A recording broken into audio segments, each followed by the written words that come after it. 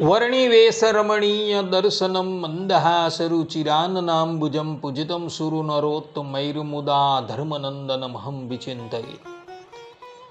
असतो मा षट्गमय तमसो मा ज्योतिर्गमय मृत्युर्मा अमृतं गमयः। ओम शांति शांति शांति। अस्मद्गुरुसमारम्भां नाथयामुनमध्यमां लक्ष्मीवल्लभपर्यन्तां वन्दे गुरुपरम्परा। આજની જ્ઞાન સભાની અંદર પધારનારા બધા જ ભગવદ્ ભક્તોને વેદાંતાચાર્ય, પુરાણ ઇતિહાસાચાર્ય, એમ.એ. ફિલોસોફી શાસ્ત્રી રાકેશભાઈના હેતપૂર્વક જય સ્વામિનારાયણ. ભક્તો, આજની આ જ્ઞાન સભાની અંદર આપણે બધા અથર્વવેદની પ્રસિદ્ધ સૂક્તિ જાયા પત્યે મધુમતી વાચમ, આ સૂક્તિ પર થોડી વાત શ્રવણ કરશું તો બધા શ્રોતાગણો અને એમાં પણ સ્ત્રીઓ ધ્યાનપૂર્વક આ પ્રવચન શ્રવણ કરે અને એને આત્મસાત કરી રાખે. તો અથર્વવેદમાં વેદ ભગવાન કહે છે કે જાયાપત્યે મધુમતી વાચમ, અર્થાત કે સ્ત્રીઓ મધુર વાણી બોલે. આ પ્રમાણે વેદ ભગવાન અનાદિકાળથી સ્ત્રીઓને ઉપદેશ આપતા કહે છે કે સ્ત્રીઓએ હંમેશા મધુર વાણીમાં જ ભાષણ કરવું જોઈએ. આપણા સનાતન શાસ્ત્રોના પુરાણો છે, ઇતિહાસો છે, એ ગ્રંથોમાં મધુર ભાષિણી હોવું એ માત્ર એક સ્ત્રીનો સદગુણ નથી માનવામાં આવ્યો, પરંતુ તેને ઘરની શાંતિ, સમૃદ્ધિ અને નારી શક્તિના સાચા તેજનું પ્રતીક ગણવામાં આવેલ છે. વાણી એ મનનું પ્રતિબિંબ છે અને જ્યારે સ્ત્રી પોતાની વાણીમાં માધુર્ય અને સંયમ રાખે છે ને, ત્યારે તે સમાજ અને કુટુંબ બંનેને માટે કલ્યાણકારી બને છે. આ સંબંધમાં મનુ મહારાજ મનુસ્મૃતિના 3ય અધ્યાયમાં કહે છે કે યત્ર નાર્યસ્તુ પૂજ્યંતે રમંતે તત્ર દેવતાઃ, અર્થાત કે જ્યાં સ્ત્રીઓનું આદર સન્માન થાય છે અને તેમની સાથે મધુર વ્યવહાર કરાય છે, ત્યાં દેવતાઓ નિવાસ કરે છે. સ્ત્રીઓનો આદર ક્યારે જળવાય? તો જ્યારે એ મધુર ભાષણમાં દરેકની સાથે વાત કરતી હોય ત્યારે. જે સ્ત્રી અતિશય કટુભાષિણી હોય એનો ઘરમાં કોઈ આદર નથી કરતો. અને એટલે માટે જે સ્ત્રી પોતાના મુખથી અમૃત સમાન વાણીને વરસાવે છે, એ સ્ત્રીનું એ ઘરમાં હંમેશા સન્માન થાય છે. વાલ્મીકી રામાયણ અયોધ્યા કાંડમાં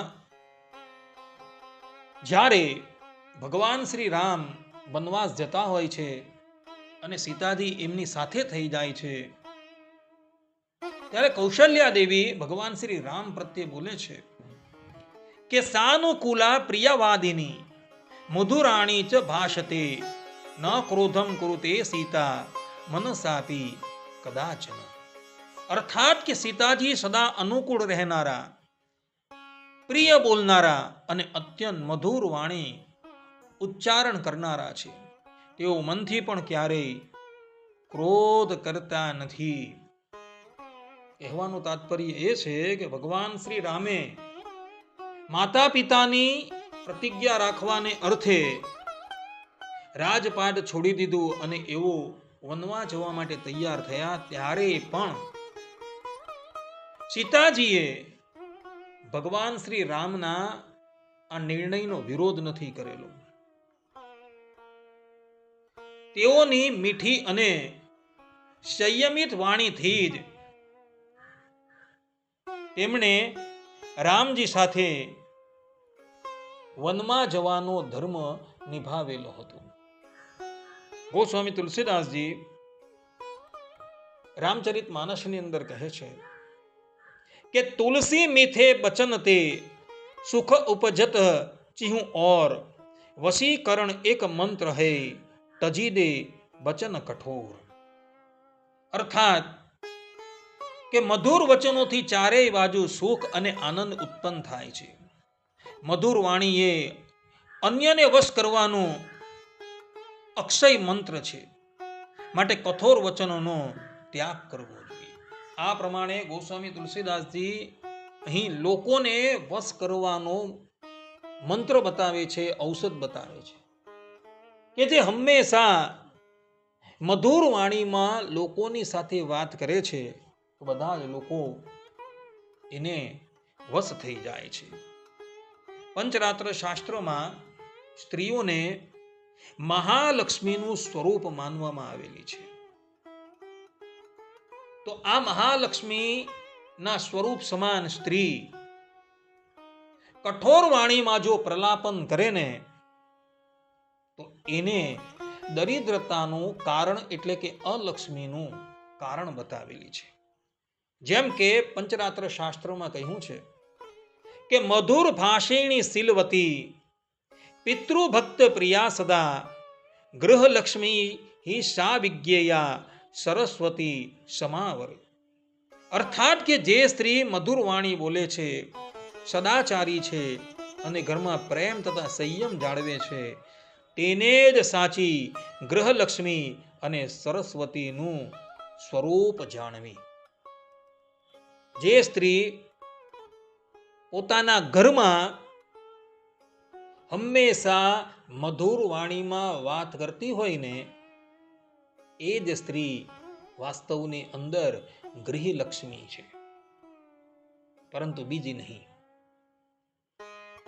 ભૂતકાળની અંદર એવા પ્રસંગો બનેલા છે કે જે સ્ત્રીએ પોતાના સ્વામીની સાથે અથવા તો ઘરના બીજા બધા સભ્યો સાથે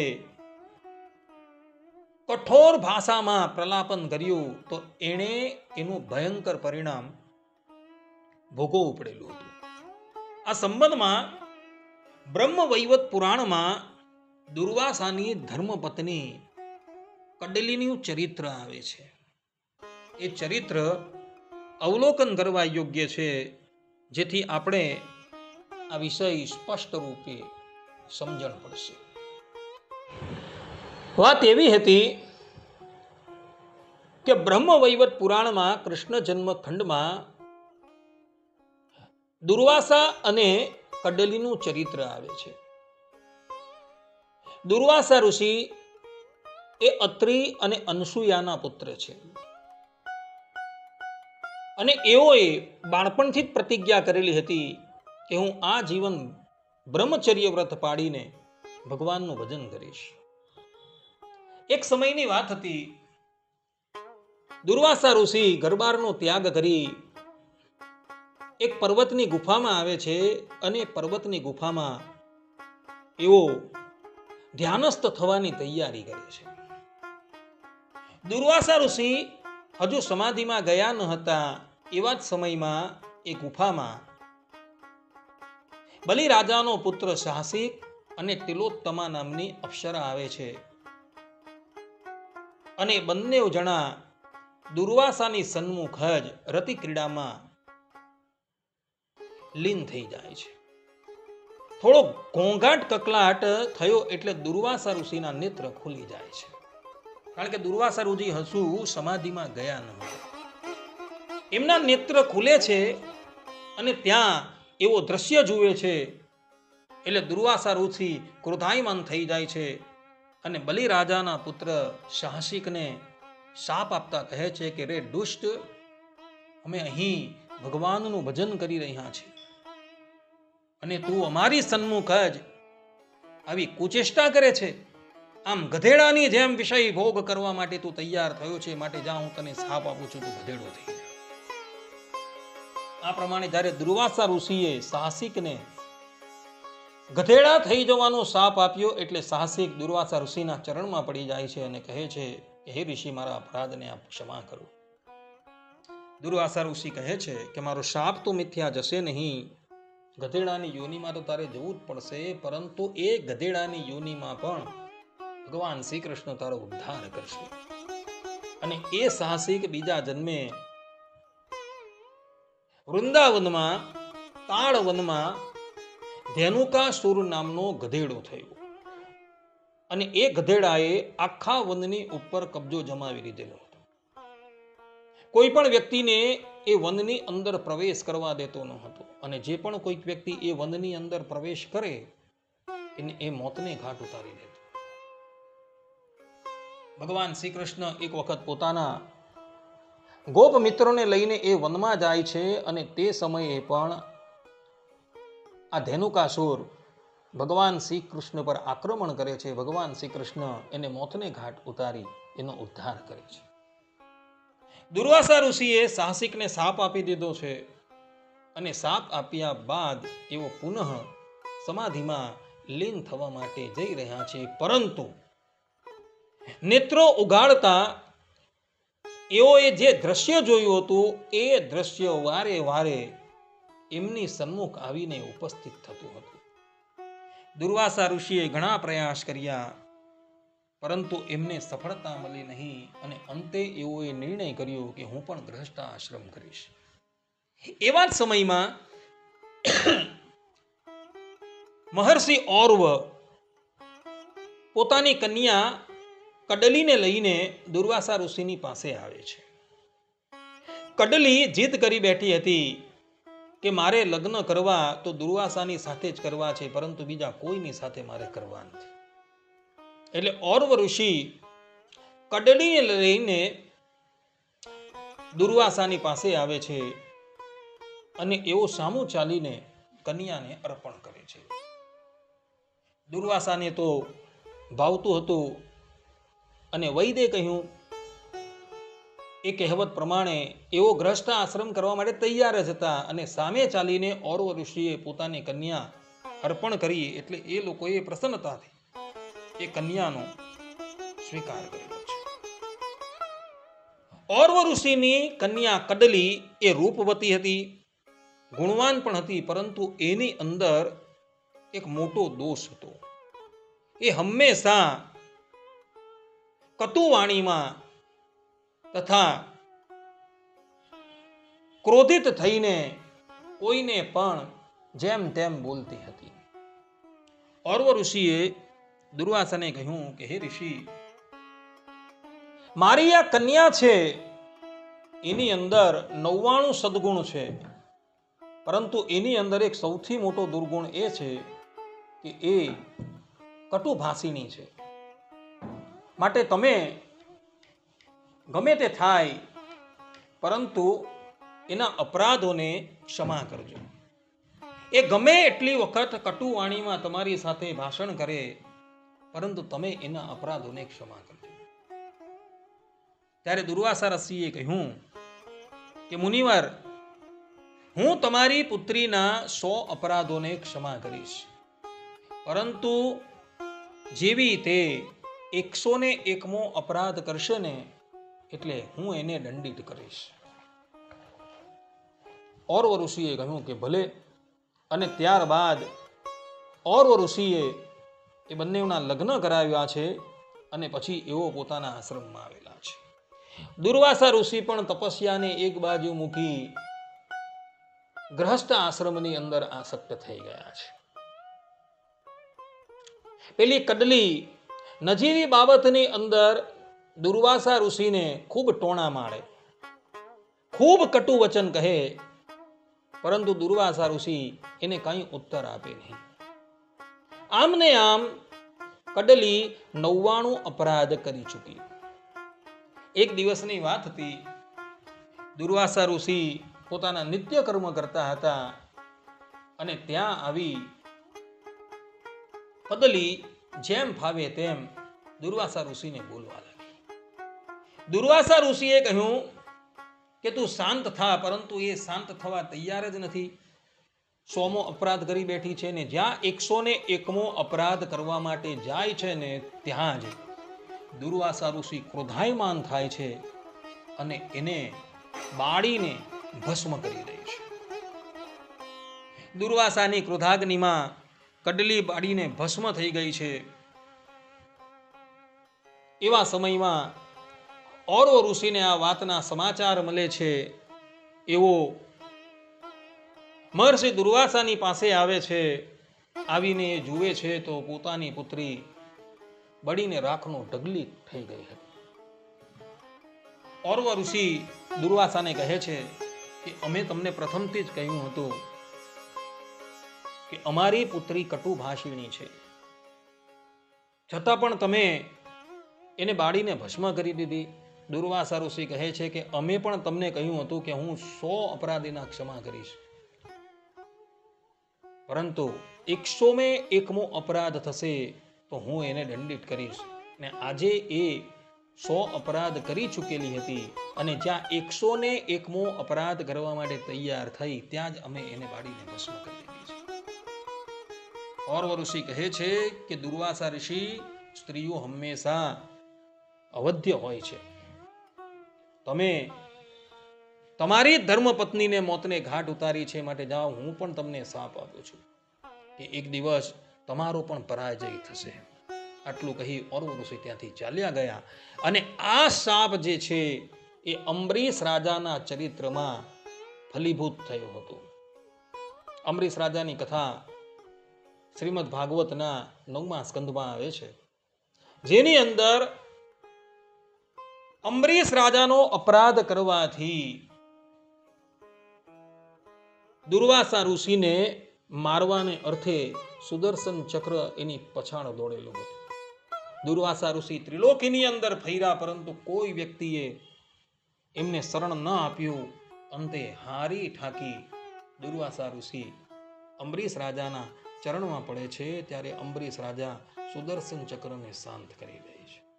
કહેવાનું તાત્પર્ય એ છે કે કડલી જે દુર્વાસા પ્રત્યે હંમેશા કટુ વાણીમાં પ્રલાપન કરતી હતી, તો દુર્વાસાએ એના 100 અપરાધો ક્ષમા કરેલા, પરંતુ જ્યાં 101મો અપરાધ કરવા માટે જાય છે ત્યાં જ દુર્વાસા ઋષિએ એને બાળીને ભસ્મ કરી દીધી.